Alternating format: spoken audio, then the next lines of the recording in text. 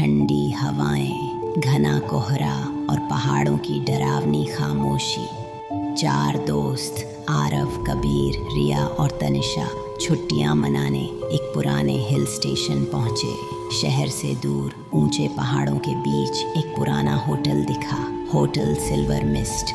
वे सब हंसते मुस्कुराते अंदर गए, पर होटल मालिक का चेहरा अजीब था। उसने धीरे से कहा, ऊपर सिर्फ एक कमरा खाली है, कमरा नंबर 13, लेकिन अगर नींद में कोई आवाज़ सुनो तो जवाब मत देना।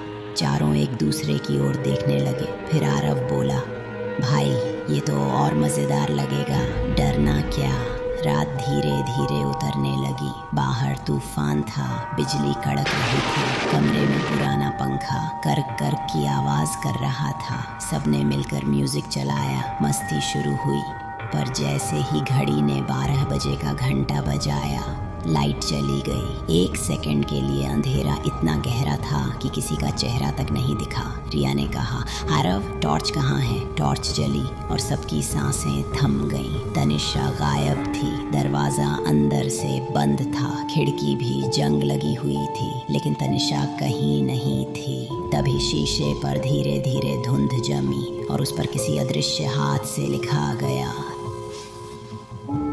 एक अब मेरे साथ है। रिया कांपते हुए बोली, ये किसने लिखा? आरव ने शीशे के पास जाकर देखा, उसमें उसकी अपनी परछाई नहीं थी। तभी कमरे में एक हल्की सी हंसी गूंजी, तनिषा की आवाज़ जैसी, पर बहुत दूर से, जैसे किसी कुएं के भीतर से।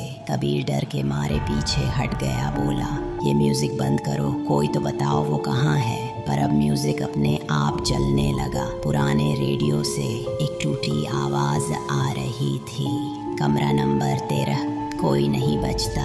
अचानक खिड़की खुली, हवा का जोरदार झोंका आया, पर गिर पड़ी। आरव ने उठाकर देखा, उसकी आंखें खुली थीं, पर वो देख नहीं रही थी। अब कमरे में बस 2 थे, आरव और कबीर। तभी दरवाजे पर दस्तक हुई। कबीर बोला, शायद होटल वाला होगा। दरवाज़ा खोला और बाहर होटल का मालिक खड़ा था, बिना किसी हाव भाव के। उसने कहा, तुम चारों। ऊपर तो सालों से कोई नहीं रुका।